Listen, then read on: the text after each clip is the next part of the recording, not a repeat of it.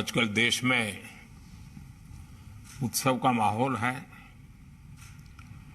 ओणम, ईद, दशहरा, दुर्गा पूजा, दीपावली सहित अनेक उत्सव शांति और सौहार्द के साथ देशवासियों ने मनाए हैं। अभी छठ पूजा समेत कई अन्य त्योहार भी हैं। विभिन्न चुनौतियों के बीच इन त्योहारों में देश की एकता का सशक्त होना आपकी तैयारियों का भी प्रतिबिंब है। संविधान में भले कानून और व्यवस्था राज्यों का दायित्व है, लेकिन ये देश की एकता अखंडता के साथ भी उतने ही जुड़े हुए हैं। सूरजकुंड में हो रहा गृह मंत्रियों का ये चिंतन शिविर कोऑपरेटिव फेडरलिज्म का भी एक उत्तम उदाहरण है। हर एक राज्य एक दूसरे से सीखे, एक दूसरे से प्रेरणा ले, देश की बेहतरी के लिए मिलजुल करके काम करें। ये संविधान की भी भावना है और देशवासियों के प्रति हमारा दायित्व भी है। साथियों, आजादी का अमृत काल हमारे सामने है। आने वाले 25 साल देश में एक अमृत पीढ़ी के निर्माण के हैं। ये अमृत पीढ़ी पंच प्राणों के संकल्पों को धारण करके निर्मित होगी। विकसित भारत का निर्माण, गुलामी की हर सोच से मुक्ति, विरासत पर गर्व, एकता और एकजुटता और सबसे प्रमुख बात नागरिक कर्तव्य। इन पंच प्राणों का महत्व आप सभी भली भांति जानते हैं, समझते हैं। ये एक विराट संकल्प है जिसको सिर्फ और सिर्फ सबका प्रयास से ही सिद्ध किया जा सकता है। तरीके अपने अपने हो सकते हैं, रास्ते, प्रायोरिटी अलग अलग हो सकती हैं, लेकिन ये पंच प्राण देश के हर राज्य में हमारी गवर्नेंस की प्रेरणा होनी चाहिए। जब ये सुशासन के मूल में होंगे तो भारत के सामर्थ्य का विराट विस्तार होगा। जब देश का सामर्थ्य बढ़ेगा तो देश के हर नागरिक, हर परिवार का सामर्थ्य बढ़ेगा। यही तो सुशासन है जिसका लाभ देश के हर राज्य को समाज की आखिरी पंक्ति में खड़े व्यक्ति तक पहुंचाना है। इसमें आप सभी की बहुत बड़ी भूमिका है। साथियों, यहां आप में से अधिकतर या तो राज्य को नेतृत्व दे रहे हैं या फिर सीधे सीधे कानून व्यवस्था की जिम्मेदारी निभा रहे हैं।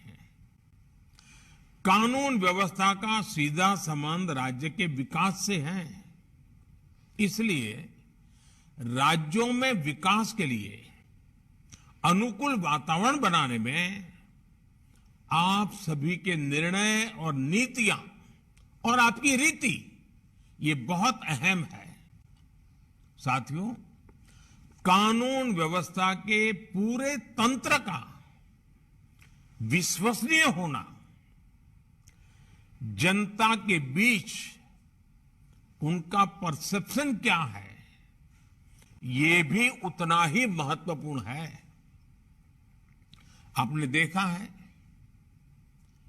कि जब भी कोई नेचुरल कैलेमिटी होती है, प्राकृतिक आपदा होती है, तो इन दिनों एनडीआरएफ की, एसडीआरएफ की एक पहचान बनी हुई है।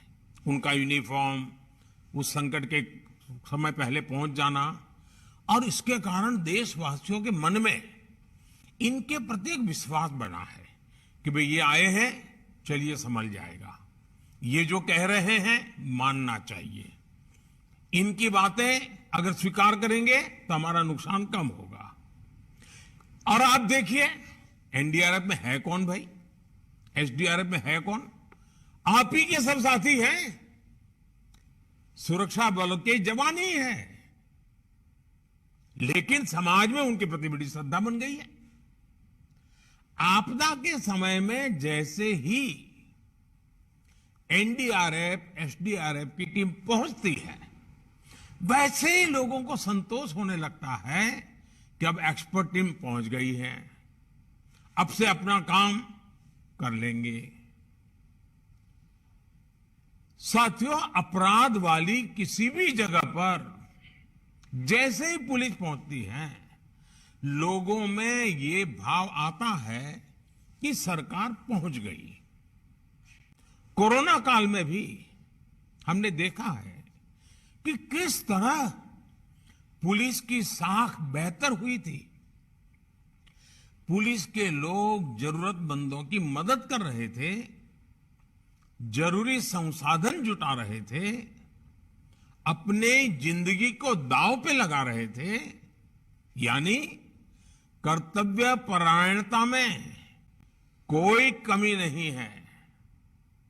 जरूरत अच्छा परसेप्शन बनाए रखने की भी है। इसके लिए पुलिस बल को प्रेरित करना, उसके लिए प्लान करना, हर छोटी मोटी चीजों पर लगातार मार्गदर्शन करते रहना, कुछ गलत होता है तो रोकना, ये हमारी एक जीवंत प्रक्रिया होनी चाहिए, ऊपर से नीचे तक हर पल होनी चाहिए। साथियों, हमें एक बात और समझनी होगी। अब कानून व्यवस्था किसी एक राज्य के दायरे में सिमटी रहने वाली व्यवस्था नहीं रह गई है। अब अपराध इंटरस्टेट और इंटरनेशनल हो रहे हैं, यानी टेक्नोलॉजी की मदद से एक राज्य में बैठे अपराधी दूसरे राज्य में भयंकर अपराध करने की ताकत रखते हैं।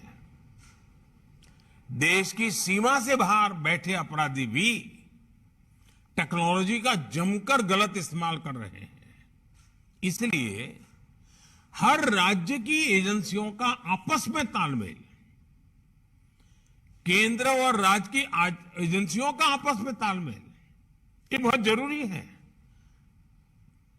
और इसीलिए आपको मालूम होगा, मैंने डीजीपी कॉन्फ्रेंस में कहा था कि 2 एडजॉइनिंग स्टेट होते हैं, उसके जो एडजॉइनिंग डिस्ट्रिक्ट होते हैं, उन्होंने पीरियोडिकली बैठ करके दोनों राज्यों के उन दोनों जिलों की समस्याओं का संकलन करना चाहिए, साथ मिलकर काम करना चाहिए, उसी में से ताकत बनेगी। कई बार केंद्रीय एजेंसियों को कई राज्यों में एक साथ जांच करनी पड़ती है, दूसरे देशों में भी जाना पड़ता है। इसलिए हर राज्य का दायित्व है कि चाहे राज्य की एजेंसी हो, चाहे केंद्र की एजेंसी हो, या संबंधित कहीं किसी और राज्य से संपर्क आता है, सभी एजेंसियों को एक दूसरे को पूरा सहयोग देना चाहिए। कोई बड़ा है, कोई छोटा है, किसका अधिकार है, उसी में कभी कभी तो हम देखते हैं एक आध एफआईआर रजिस्टर नहीं हुई, क्यों नहीं हुई? तो बोले ये तय नहीं हो रहा है कि वो जो जगह है वो इस थाने में पड़ती है, उस थाने में पड़ती है। ये जो चीजें हैं वो सिर्फ पुलिस थाने तक नहीं है, राज्यों के बीच भी हो जाती हैं, केंद्र और राज्य के बीच में हो जाती हैं, भारत और विदेश की व्यवस्थाओं के साथ हो जाती है। इसलिए हमारी एफिशिएंसी के लिए, हमारे आउटकम के लिए, सामान्य नागरिक को सुरक्षा देने के लिए हमारे बीच में तालमेल, संकलन, सहयोग बहुत अनिवार्य है। और इसके लिए जितना संकलन बढ़ेगा, आपके राज्य की भी ताकत बढ़ने वाली है।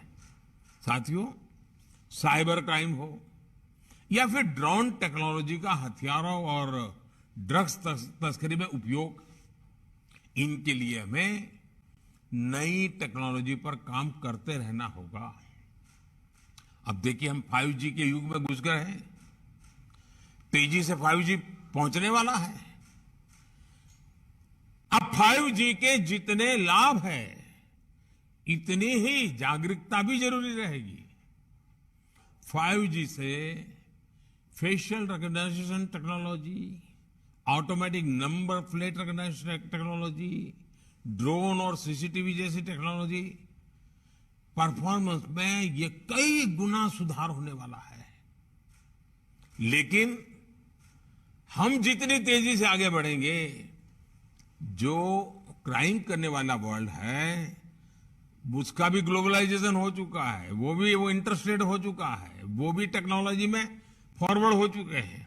मतलब हमें उनसे 10 कदम आगे जाना होगा। हमें हमारी कानून व्यवस्था को भी स्मार्ट बनाना, इसके लिए बहुत ही आग्रह से काम करना पड़ेगा। हमारे चैनल को लाइक, शेयर और सब्सक्राइब जरूर करें और नई अपडेट्स के लिए बेल आइकन दबाना ना भूलें।